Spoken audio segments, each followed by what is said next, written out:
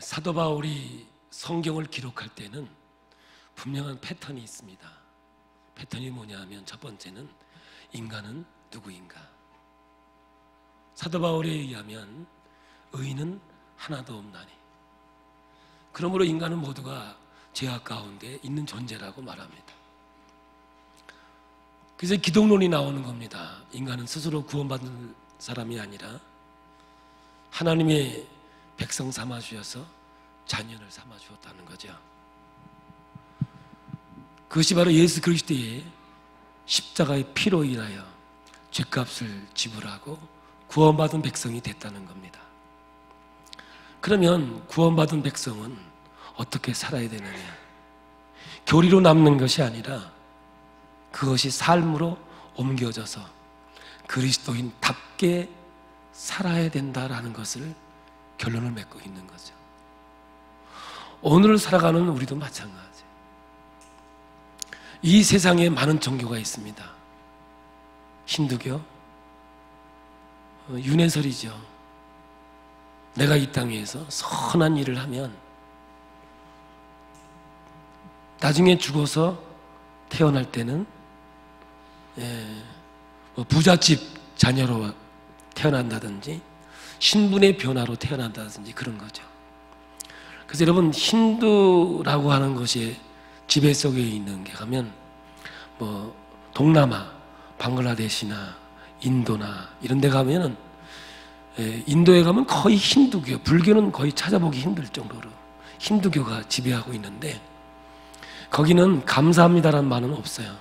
왜냐하면 내가 나에게 자비를 베풀어 주어서 네가 다시 태어날 때는 좋은 곳으로 태어날 거니까 네가 나한테 감사해야 되지 않느냐, 그런 의미예요. 여러분, 내가 도움받고 힌두는 감사합니다라는 표현이 없죠. 그런 이유에 의해서. 불교는요, 깨달음이에요. 해탈이지요. 도사가 되는 거죠. 근데 오늘 여러분 보세요. 인간의 의지로 뭘 깨닫겠어요? 원본이 죄인인데. 그러므로 이 세상에서의 신앙이라고 하는 것은 이 죄의 문제를 어떻게 해결하느냐, 그 문제거든요. 근데 오직 기독교만이 인간 스스로 할 수 없는 부분이 있다. 그 죄는 인간 스스로 해결할 수 없어서 하나님이 이 땅에 인간으로 오셔서 우리를 대신해서 십자가에 죽어주심으로 인류의 구원의 역사를 선포하는 이것이 복음이고 하나님의 능력의 말씀인 거거든요. 기독교는 그래서 저는 종교라고 생각하지 않습니다. 생명 그 자체지요. 그래서 기독교는 생명 살리는 교지 멈춰 서 있는 자리가 아니에요. 만약에 멈춰 서 있거나 그 현상을 유지하는 것은요, 죽은 세포고요, 살아있다고 하는 것이 가능하지 않은 거예요.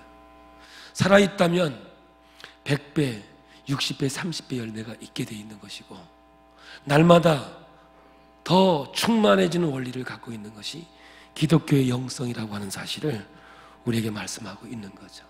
이렇듯 성경은 너희는 하나님 백성이니 이렇게 살아라, 삶에 대해서 얘기하는 거죠. 그러면 오늘 히브리서도 마찬가지예요. 11장까지는 믿음이란 바로 이런 거라는 거죠. 그러면서 12장에 너희들이 믿음으로 사는 건데 어떻게 살아가느냐 이야기죠. 우리가 지난주에는 망령된 자가 되지 마라 이거예요. 망령된 자가 뭡니까? 먹고 살기 위해서, 배고픔으로 인해서 장자의 명분을 팔지 말라는 거 예서처럼 오늘 우리 이 땅에는요, 예수가 생명이 되어 있어야 되는데 예수는 하나의 액세서리입니다. 필요할 때만 찾지요. 때로는 앰뷸런스지요. 건강할 땐 찾지 않습니다. 아플 때만 찾지요. 근데 우리 주님은 그걸 원하시는 게 아니에요. 생명의 근원이, 생명의 능력이, 생명의 역사가 하나님이 되기를 원하는 것이죠. 그러므로 오늘 여러분 망령된 자가 되지 말라는 거예요. 이는 다시금 회개할 수 있는 자리가 없다는 거죠. 다시금 멸망의 자리라는 거죠. 그러면서 18절에서 19절에 옮겨가는 이곳에 우리나라 성경에는 생략된 말이 있는데 왜냐하면 이거예요. 망령된 삶을 살지 말아라. 왜냐하면 너희는 이런 사람들이기 때문에 하나님 말씀 속에서 주의 길을 걸어가야 되고 말씀에 순종하는 자가 되어야 된다 라고 성경에서 우리에게 말하고 있는 거예요. 그래서 오늘은 뭐냐면 삶의 편이 될 수 있는 것이죠. 그래서 오늘 여러분 이 성경에는 두 부분으로 나눠져요. 18절부터 21절까지 22절부터 24절까지 두 부분으로 나눠지는데 19절부터 보면은 뭐냐면 소리가 있는 곳에 이른 것이 아니라 두 가지의 장소가 나와요. 그래서 18절부터 21절까지는 시내산이 나오고요 22절부터 24절까지는 시온산이 나오게 되는 것이죠. 쉽게 얘기하면 이런 거예요. 너희들은 지금 시내산에 이른 자가 아니라 시온산에 이르는 자라고. 시자 떨림이라고 다 똑같은 게 아니라고요. 시내산에 이르는 자가 아니라 시온산에 이르는 자라고 성경이 말하고 있는 것이죠. 그러니까 너희들이 있는 곳은 여기가 아니라 여기라는 거죠.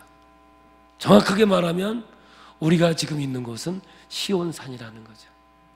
지금 히브리서 기자가 히브리서 독자들에게 이 말을 하는 거예요. 너희들은 망령되이 일컫는 자가 되지 마라. 왜냐하면 너희는 여기 있는 자가 아니라 여기 있는 자이기 때문에 라고 성경은 말하고 있는 거거든요. 그러니까 너희는 어떤 공동체냐? 좀 깨달아라. 깨닫고 좀 주의 길을 걸어가라. 이 말씀을 좀 강력하게 이것을 표현하고 있는 거예요. 사랑하는 성도 여러분, 시내산은 어디입니까? 모세가 이스라엘 백성들을 데리고 하나님과 약속을 맺는 장소가 시내산입니다. 이 시내산을 하나님과 약속을 맺는 언약의 장소인데 하나님의 임재가 있는 곳이죠. 시내산도 하나님의 임재가 있는 곳이에요. 그런데 그 약속을 맺는 장면이 오늘 히브리서 12장 18절에 나오는데 이거를 우리 세번역으로 보면 아주 정확하게 내용을 알 수가 있습니다. 우리 깔끔하게 한번 봐요. 18절. 여러분이 나아가서 이룬 것은 시내산 같은 것이 아닙니다. 곧 만져볼 수 있고 불이 타오르고 흑암과 침침함이 뒤덮고 폭풍이 일고. 그래서 저곳은 뭐냐면 시내산이겠죠. 이곳은 어디냐면 22절부터 나오는 시온산이 되는 거죠.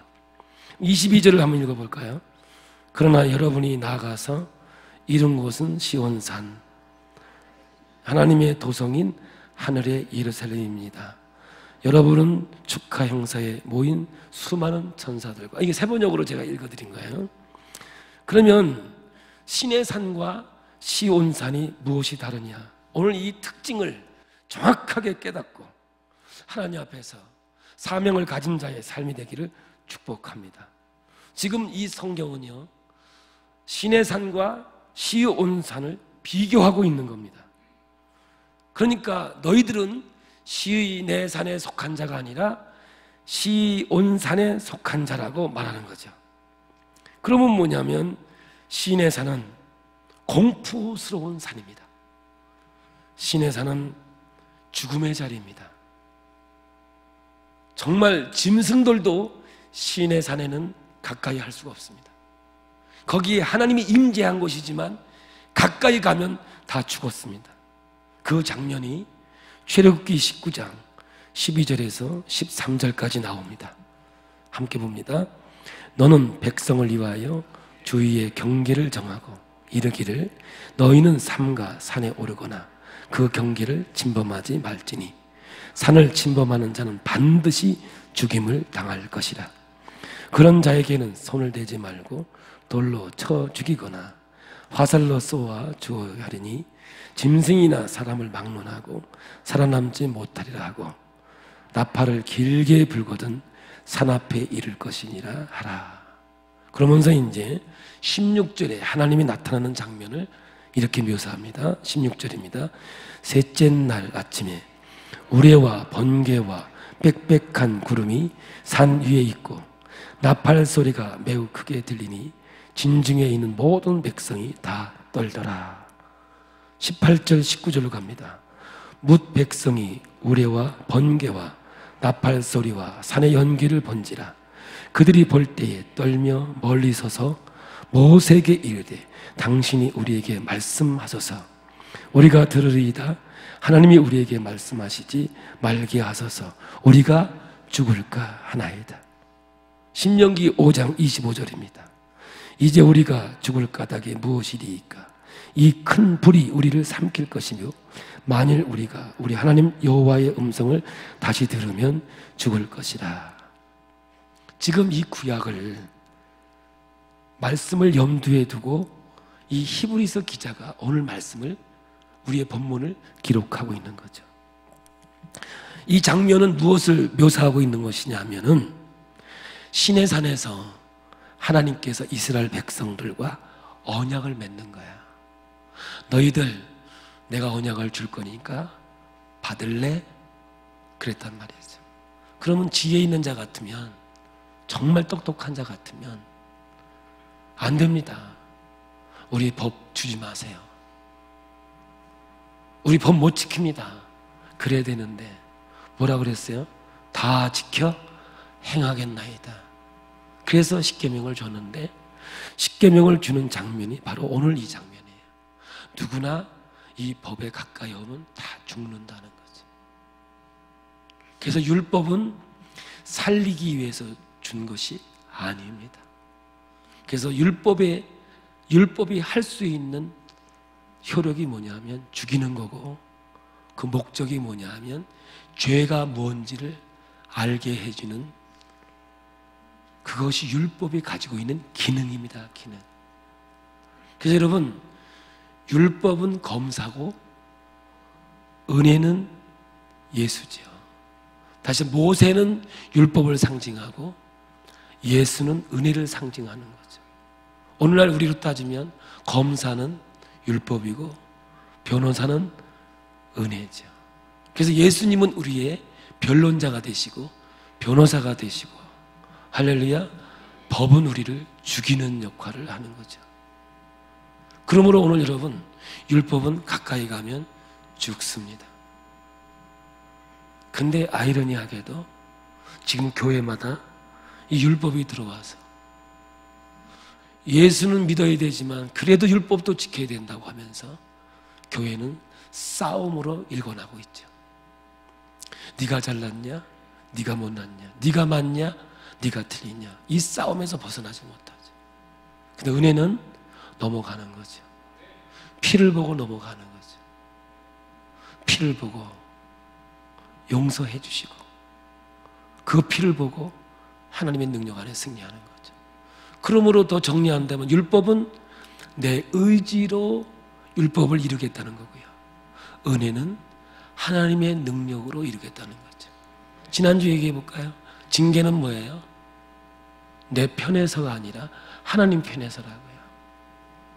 내 편에서의 징계는 벌이고요. 하나님 편에서는 훈련이지요. 인간 벌 받는다고 생각하는 사람들은 율법에 속한 자고요. 하나님이 나를 훈련시키고 있다라고 받아들일 때는 바로 하나님의 사랑이고 은혜로 받아들일 수가 있는 거죠.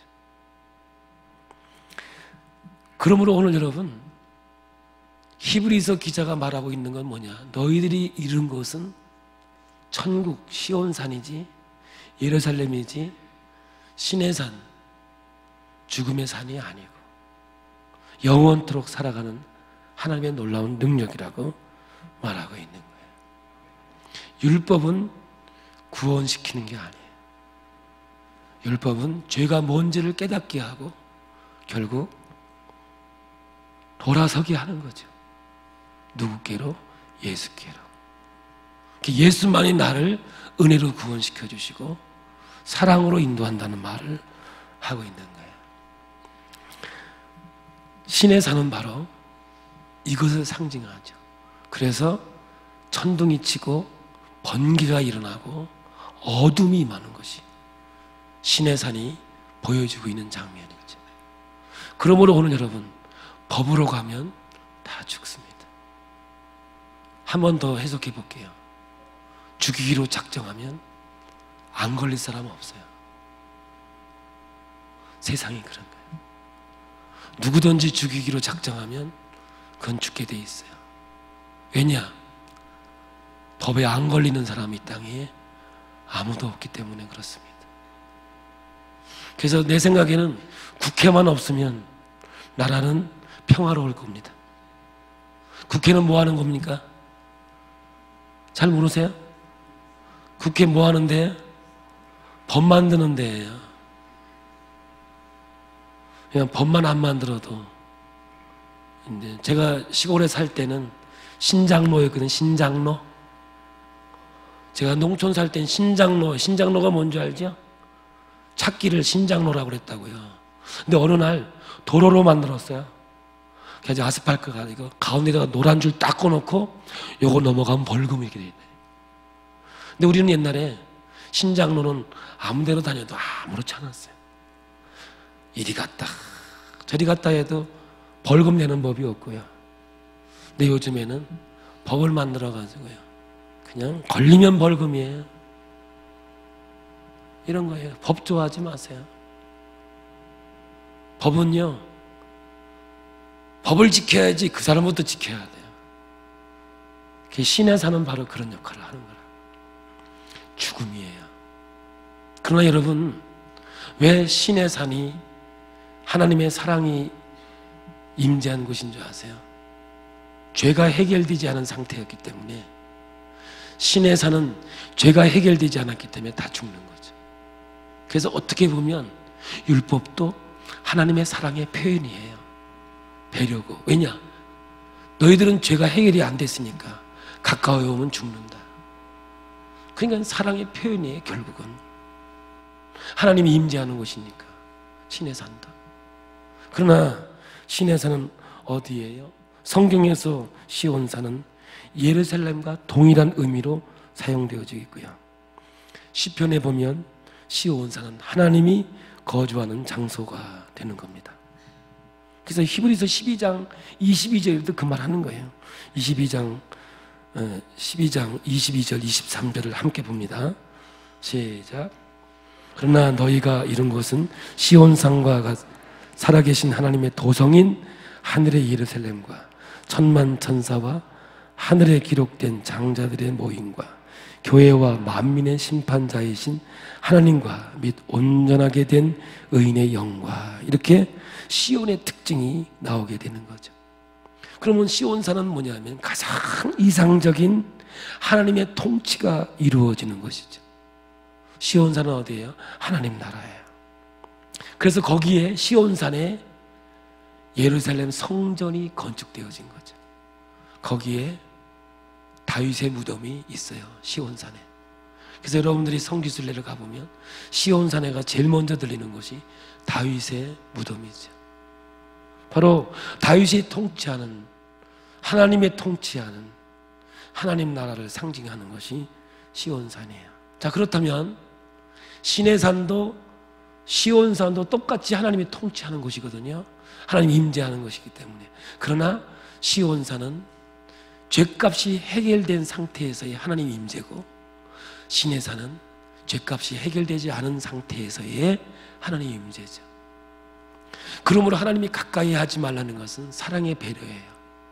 죄가 해결되지 않으면 반드시 죽게 되어 있는 것이고, 시온산은 죄값을 예수님께서 해결한 곳이기 때문에 거기는 우리가 머무는 자리고 우리가 있어야 할 자리라고 성경은 말하고 있는 거죠.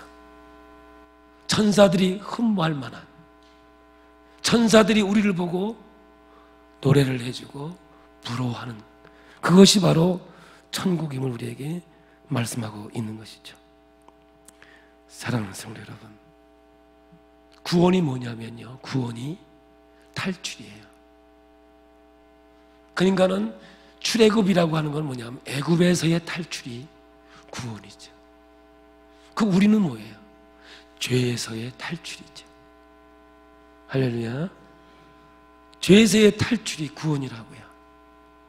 죄에서 해결되지 않으면 결코 구원받을 수가 없는 거죠.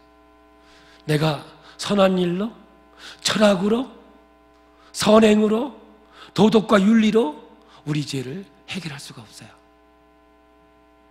우리 스스로 내 의지로, 내 능력으로 죄값을 해결할 수가 없어요.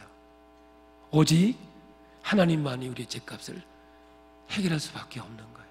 제가 예를 들어 이런 얘기 하잖아요. 생명이라고 하는 것은 결과만 있고 근거가 있는 것은 생명이 아니라고 제가 얘기를 해요. 이 말은 뭐냐? 내가 이 땅에 태어날 때 내 의지로 태어난 게 아니라 하나님의 의지로 내가 태어난 거죠. 부모님의 의지로 내가 태어난 거지 내 의지로 태어난 게 아니죠. 그러므로 구원이라고 하는 것은 절대로 내 의지가 아니에요. 그건 거짓말이에요. 오늘 여러분 스스로 태어났어요? 천상천하 유아독존이에요? 그게 어디 있어요? 부모가 있으니까 이 땅에 태어나듯이. 내가 구원받은 것은 절대적인 하나님의 은혜요, 하나님의 능력이라고 하는 그 말씀에 있다는 거죠. 그러므로 오늘 여러분, 신의 산은 죄값이 해결되지 않은 하나님의 임재이기 때문에 가까이 가면 죽는 거예요. 그래서 가까이 오지 말라는 것은 결국 하나님의 사랑의 배려예요. 그것이 감사하시길 바랍니다. 그러나 쉬운 산은 아니에요. 예수 그리스도가 십자가, 그 십자가, 그것이 바로 우리에게 구원의 능력이 되어졌고, 내 의지가 아니라 부모가 나를 이 땅에 나게 했듯이 하나님이 우리를 자녀 삼으셔서 천국 백성 삼으신 이 은혜, 이 감격, 이 감동이 오늘 내가 느껴야 되고 누려야 될 이 땅의 삶이 되는 거죠. 그러므로 구원은 출애굽이라고 한다면 우린 죄에서의 자유가 아니겠습니까? 그런데요, 정확하게 말하면 하나님의 진노에서의 자유예요. 하나님의 진노에서의 자유가 구원이라고 말하는 거라고요. 그런데 신의 산에서는 하나님은 무서운 하나님이에요. 공포의 하나님이에요. 왜냐? 죄값이 해결되지 않은 상태이기 때문에. 그러나 신의 산의 하나님은 사랑의 하나님이요, 은혜의 하나님이요, 기적의 하나님이 되는 거죠. 다시 정리한다면 신의 산은 율법을 상징하는 산이고요, 신의 산은 은혜를 상징하는 산이 되는 거죠. 오늘 여러분의 의지로 구원받을 수 있는 자신이 있습니까? 율법으로 여러분 흠없이 보존될 수 있습니까? 여기에 확신이 있습니까? 여러분 스스로 남을 판단할 수 있는 능력이 있습니까? 남을 정죄할 수 있는 자신이 있습니까? 성경은 없다는 거죠. 그러므로 회개할 건 자기밖에 없다라고 성경은 말하고 있는 거예요. 그러므로 오늘 여러분들은 긍정적인 삶을 살아야 되는 것은 뭐냐면, 하나님께서 우리에게 말씀하신 징계는 사랑하는 자녀에게 주는 것이라는 거죠. 그래서 말라기에서 말씀하는 것 같이 하나님이 우리를 사랑하는 증거가 뭡니까? 내 인생 속에 다가와서 간섭하는 거다. 내가 너의 인생 속에 와서 간섭하는 거다. 그게 사랑이라는 거죠. 아브라함 속에 오셔서 간섭하셨고 야곱 속에 오셔서 간섭하셨어요.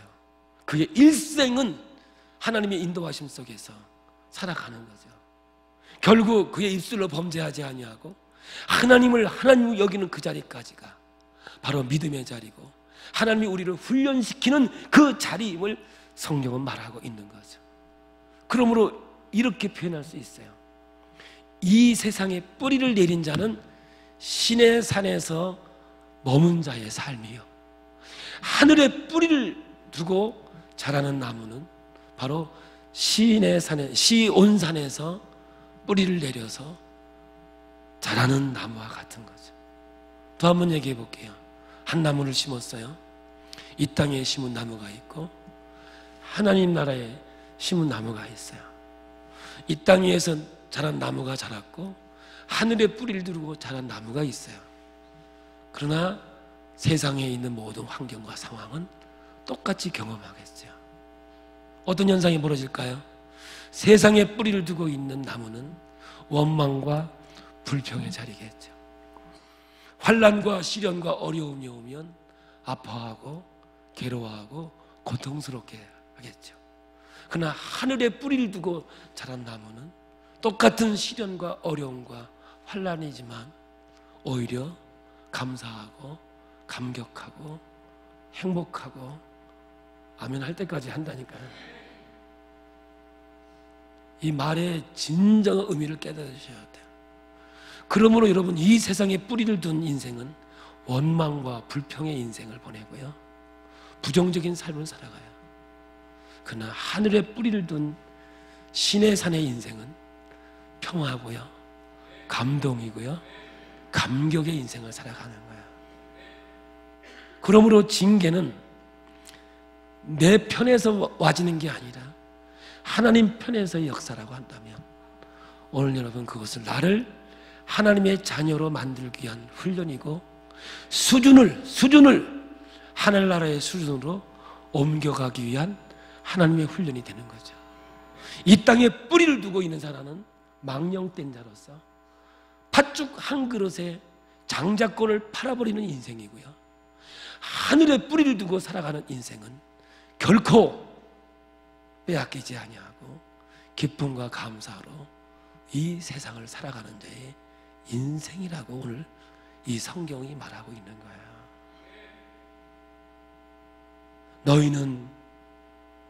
너희들이 이룬 것은 신의 산이 아니라, 왜 자꾸 신의 산으로 돌아가려고 그러느냐? 왜 율법주의로 돌아가려고 그러느냐? 왜 사망으로 돌아가려고 그러느냐? 너희들이 이룬 것은 신의 산이 아니라 시온산이기에, 거기에는 하나님의 통치에 구원의 능력과 진정한 평화와 안식과 행복이 있는 것이다. 여기에는 하나님의 훈련이 있는데, 여러분, 수준 있는 그리스도인으로 만들기 위해서, 하늘나라에 속한 백성으로 자신을 만들기 위해서 하나님이 간섭하셔서 바로 이러한 훈련의 과정 속에 있는 것이 오늘 신앙인의 삶이라고 말하고 있는 거예요. 그러면 오늘 여러분, 어떤 결단이 일어나겠습니까? 하나님의 사랑을 경험하게 될 겁니다. 분명히 하나님의 사랑이 뭔지를 깨닫게 되겠죠. 그러면 이제 두려움이 오게 되는 거죠. 그 두려움이 달라요. 신의 산은 지옥 갈까봐, 죽을까봐 무섭고 떨림의 두려움이지만, 시온산은 아니에요. 내가 사랑하는 분, 나의 생명을 주관하시는 그분에게 혹시 실수하지 않을까, 하나님을 하나님으로 대접하지 못하지 않을까, 그 사랑하는 자 앞에서의 두려움인 거예요. 두려움이란 말은 같은 것 같지만 전혀 다른 모습 속에서 우리에게 다가온단 말이에요. 그러므로 여러분, 우리는 이 거룩한 사명감에 빠져야 되는 거예요. 하나님의 사랑을 내가 삶 속에서 표현한다. 그게 뭐예요? 죽어있는 자를 살리는 일이 되는 거죠. 그게 바로 예수님께서 마지막 유언, 땅끝까지 이르러 내 증인이 되라, 사명자가 되라, 이 말이에요. 사랑하는 성도 여러분, 감히 말씀을 통해서 여러분에게 이야기할게요. 그냥 교회 나와서 은혜 받고 그냥 즐거워 행복하고 여기에 머무르면 안 돼요. 하나님은 우리를 부르신 것은요, 찬양을 받기 위해서 부르시고 영광을 받기 위해서 우리를 하나님의 자녀로 부르신 거예요. 왜 간섭하시는 줄 알아요? 수준을 높여서 그리스도인답게 하늘나라의 백성처럼 살아갈 수 있도록 인도하기를 원하는 거예요. 그게 뭔지 아세요? 생명 살리는 사명이에요. 이 사명이 목사에게만 있는 게 아니라 오늘 여러분, 하나님이 부르시는 양떼들, 여러분에게 이 사명이 있어야 되는 거죠. 이 사명을 가지고 세상으로 나가는 거예요. 이제 여기에 안타까움을 얘기해 볼까요? 히브리서 기자나 저나 같은 마음으로 이 말씀을 전하는 거예요. 인내해라. 세상으로 돌아가지 말라는 거죠. 그리고 오늘 우리는요, 세상에 나가면요, 여러분 보세요. 대전에 물어봤어요. 기독교 인구가 얼마나 되냐 했더니 32%래요. 대전이요. 인천은요 42%가 된대요. 41.2%가 된대요. 강화도 70%가 넘는데요. 기독교 인구가. 경상도 7%예요. 지금 우리가 사는 이 지역은요 7%예요. 그럼 여러분 여기 왜 살게 하실 것 같아요? 하나님께서 여기에 왜 여러분을 살게 하실 것 같아요? 7%밖에 안 되는 기독교 인구. 여러분들 세상에 나가면 걸리는 건 다 예수 안 믿는 사람들이에요. 그 사람들한테 복음을 증거라고 나를 하나님의 자녀로 부르신 사명감이 올라오지 않습니까? 제가 경상도 와서 목회를 시작할 때 제 사명이 뭔지 아세요? 저는 원래 경상도에서 목회할 생각은 요만큼도 없었어요. 저는 경인 지역에서 목회하려고 개척 인원들도 있었어요. 네, 경상도에서 제가 개척한 이유 첫 번째는 그 교인들이 따라오면 담임 목사님이 아파할까 봐. 저들이 절대 따라오지 못할 자리가 경상도였어요. 그래서 저는 첫 번째 경상도예요. 두 번째는 감리교가 이단이라고 하는 데서 한번 해보자. 내가 결단을 잘못했어요. 기독교 안 된다는데 한번 해보자. 그게 제 사명이었고요. 세 번째는 저희 집사람이 마산에서 교편을 잡고 있었기 때문에 겸사겸사 모든 게 맞아떨어졌기에 그게 이제 진행이 됐던 것이죠. 제 사명은 정말 생명 살리기 위해서 경상도에서 목회가 시작이 되어졌습니다. 근데 오늘날 지금 와서 이렇게 보니까 내 자신이 너무나, 여러분 제 이름은 유튜브만 쳐도 화면에 제 이름밖에 없을 정도로 제가 올린 건 하나도 없습니다. 그래서 요즘엔 하나님 앞에 기도해봐요.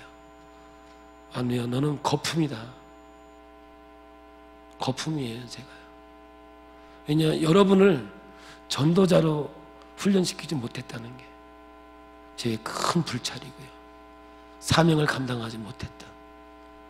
그런 사명자라고 제가 생각이 되어서 이제 우리 교회는 여기서 거듭나지 않으면 희망이 없어요.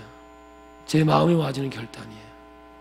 근데 공교롭게도 오늘 이 말씀이 우리는 어디에 하늘나라에 속한 자고 시온산에 이른 자예요. 여러분 믿으십니까? 그러면 사명이 있어야 돼요. 여러분 혼자 몸뚱이 신앙생활 겨우 하는 거 그것도 감사하죠. 그러나 거기에 머물러 있지 말고요. 이제는 사명을 가진 자가 되어야 된다는 거예요. 그래서 저는 혼자 생각해 봤어요. 내가 여기서 앞으로 목회를 적어도 8년 이상 되면 강제 은퇴인데 이런 상태로 가서는 어떻게 내 사명이 아니다 싶어요. 그래서 저희 집사람하고 정말 많이 얘기했어요. 의논했어요. 지금 하나님 앞에서의 진정한 신앙이 뭘까? 저는 제 기획위원 모여서 제가 이 얘기 다 한 거예요. 이제는 아닌 것 같아요, 제가. 그래서 이 40일을 한 번 더 기회를 더 보자는 거예요. 만약에 40일 동안에 여러분이 지금의 모습을 그대로 있다면 하나님께서 새로운 목회자가 와서 새로운 방법과 방향을 제시하지 않는 한 이 교회는 희망이 없다고 저는 분명히 판단이 되어졌어요. 우리는 사명을 갖지 않으면요, 신앙생활은 그저 한낱 종교 행위예요. 그냥 교회 와서 위로받고 왜 안 나오셨어요? 다음 주에 꼭 나오세요. 이러한 영적 구골 속에서 인생을 살아야 되는 거 아니겠나, 이런 생각이 들어요. 우리는 신의 산에 머무는 자가 아니에요. 이제 예수의 핏값으로 구원받은 하나님의 자녀로서 그 핏값을 지불해야 돼요. 그게 뭔지 아세요? 생명을 구원하는 거예요. 저는 오늘 말씀을 준비하면서 다시 결단하는 거예요. 여러분 한 번만 교회 나오자고 외쳐보세요. 하기 싫어도 이번에는 하셔야 될 거요. 왜냐하면 노아는 목사의 생명이 여기 걸려있기 때문에 그렇습니다. 저는 지나가는 말 아니에요. 진짜 40일은 저는 여기에 생명을 걸 거예요. 여러분들도 여기에 이 말씀에 동참하셔서요, 사명을 가지고 해 주시길 부탁을 드립니다. 그리고 나서 제가 어떠한 결단을 하려고 그래요. 여러분, 예배를요 그냥 와주는 거 하지 마세요. 하나님이 불쌍해요. 우리가 불쌍하게 여겨야 되는데 하나님이 불쌍해요. 하나님 와서 와주는 거예요. 제가요 치료를 해주잖아요. 여러분, 허리 디스크 치료하면 세상에서는 적어도 500만 원 넘어요. 그래서 제가 이렇게 얘기를 해요. 이제 건강하셨으니까 열심히 운동하셔서 하나님이 신앙생활 잘하세요. 그럼 뭐라 했는지 아세요? 목짐 하나 사줬잖아요, 이런다. 황당해요. 그렇게 인간이에요, 여러분들. 목짐 하나 사줬잖아요. 그 목짐하고 나하고 무슨 관계가 있는데, 그거 가지고 운동 잘하고 열심히 하라고 한 건데, 그러니까 그 사람은 내가 교정해 준 거 목짐 하나 산 걸로 퉁치자 이런 거예요. 그러니까 오늘 여러분, 오늘 교회 나온 걸로 퉁치는 거예요? 그건 사명 아니에요. 하나님의 자녀로서 진짜 신앙생활 하세요. 저야 이제 아주 그냥 목숨 걸고 이제 얘기할 거예요. 그냥 어차피 40일 뒤엔 더 있을지 없을지도 몰라요. 그러니까 오늘 여러분, 이제부터 제가 하는 말은 여과 없이 할 거예요. 그렇게 하시고요. 여러분 핏값으로 산바되었으니 이 구원이 그냥 공짜가 아니에요. 거저 받은 것 같지요? 절대 공짜 아니에요. 하나님이 십자가에 죽으셔서 우리를 자녀로 삼으신 거니까요. 우리가 잃은 것은 시온산이에요. 신의 산 아니에요. 싸우지 마세요. 율법 얘기하지 말라고요. 율법에 자신이 있는 사람 한번 얘기하세요. 남 판단하고 남 흉보고 비판하는 사람 한번 눈 감고 자기 한번 생각해 보세요. 똑똑하고 잘났나? 아니에요. 허물과 죄로 인해 죽었던 우리를 하나님이 나를 구원시켰어요. 일생 동안 감사해도요 표현이 부족할 만큼 은혜인 거죠. 회개할 건 나밖에 없어요. 오늘 여러분, 우리가 잃은 것은 신의 산 아니에요. 죽음의 자리가 아니라 살아있는 생명의 자리니까요. 사명을 가지고 주의 길을 걸어가는 자가 되길 원합니다. 교회 안 나오는 자에게 복음 전하세요. 6개월 동안 교회 안 나오는 사람도 그 사람은 교회를 떠난 사람이에요. 그 사람도 전도 대상이 되는 거예요. 그러니까 오늘 여러분, 과거에 교회 다니다가 안 나오는 사람들 지금요 너무너무 많아요. 오늘 일부 예배에 우리 안경점에 있는 한번 우리 박진자 권사님이 가서 한 번만 했는데 오늘 아침에 나왔어요. 일부 예배에 나왔는데 예배를 너무 잘 드리는 거예요. 그래서 물어봤어요. 옛날에 교회 다니냐 했더니 교회 다녔다네. 언제 다니냐? 자기가 창신고등학교 출신이네요. 창신고등학교는 기독교 학교잖아요. 그런데 세상에 나가서 교회를 안 다녔던 거죠. 근데 한 번만 교회 나오세요. 그 말에 오늘 나왔는데 계속 나온대요. 그러니까 이게 한 번만이라는 게 그게 정말 아무것도 아닌 것 같은데 그 말이 위력이 있고요. 근데 이런 뭐가 문제냐면 이거죠.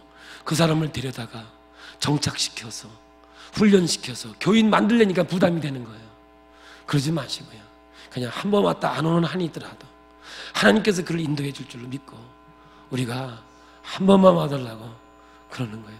거기가 뭐예요? 신의 산에서 시온산으로 옮겨지는 것이고요. 이 땅에 뿌리를 내렸던 것이 하늘의 뿌리로 옮겨지는 사건이 한 번에 있다고 하는 것을 여러분이 깨달으길 바랍니다. 그런데 전도는 토요일 날 하는 거예요. 월요일 날 하시면요 다 까먹어요. 그냥 월요일은 쉬세요. 그리고 두 번 화요일부터 얘기하다가 토요일 날 만나서 언제 와달라고? 내일. 사람은요 하룻밤 지나면 또 까먹어요. 그러니까 하루 전날 저도 했어요. 그래서 다음 주에 꼭 한번 나오기로 했는데 제 기도 속에는 계속해서 예수 믿는 자가 되길 바라는 마음으로 열심히 전도합니다. 한번 따라서요. 한 번만 교회 나오세요. 제가 시간이 가지만 더 해야 돼요. 오늘 말씀입니다. 논산 훈련소를 들어가는데 저는 의정부에서 모집을 하고 기차를 타고 논산까지 갔어요. 근데 점심으로 건빵을 주는 거예요. 조교들이 너희들 건빵 봉지를 그 훈련소에 가면 다 검사한다는 거예요. 건빵 봉지 없으면 너희들 기합 받는다는 거예요. 아주 막 계속 훈련을 시키는 거예요. 왜 그랬나 봤더니 논산에서 내려가지고 기차역에서 내려서 그 훈련소까지 걸어가요. 걸어가는데 어떻게 알고 애들이 논산 애들은 다 와 있어 길에. 그래가지고 건빵 좀 주세요 이러는 거 애들이 쭉 서가지고 군인들이 건빵 가지고 온다는 걸 알고 건빵 주세요 그러는 거예요. 근데 그 모습이 한번 해볼게요. 건빵 주세요 이러는데 안 주고는 못 베기겠어. 근데 뭐라 그랬어요? 건빵 봉지를 검사해서 없는 놈은 아주 얼차례 받을 각오하라는 거야. 그렇게 엄포를 줬는데 건빵 주세요 하는데 가서 얻어 터지는 한이 있더라도 안 줄 수가 없더라고. 그 모습을 보니까. 그래가지고 나도 주고 나도 그거 줬더니 뭘 건빵 검사하긴 뭘 검사를 해. 그냥 그런 거죠. 여러분 불쌍하게 여기셔. 한 영혼을 구원할 수만 있다면 못할 게 뭐가 있냐고요. 하나님이 원하시는 것은 한 생명을 구하는 거라고요. 자존심 버리고요. 정말 한 생명을 주께로 인도하는 저와 여러분이 되기를 원합니다. 그 이유가 뭔지 아세요? 너희는 여기에 다다른 자가 아니라 오늘 말씀처럼 22절 시온산에 머무는 자라는 거죠. 땅에 뿌리가 있는 자가 아니라 하늘에 뿌리가 있는 자에게 이 땅의 원망과 불평의 자리가 아니라 오히려 감사와 기쁨과 행복의 자리라는 사실을 오늘 여러분들 마음속에 새기면서 이 기쁨의 교회가 세계 선교를 향하여 가는 하나님의 놀라운 능력의 역사가 있는 터닝포인트가 되는 말씀의 능력이 되기를 축복합니다. 우리 찬양합니다. 그 마음을 가지고 하나님 앞에서 찬양합니다.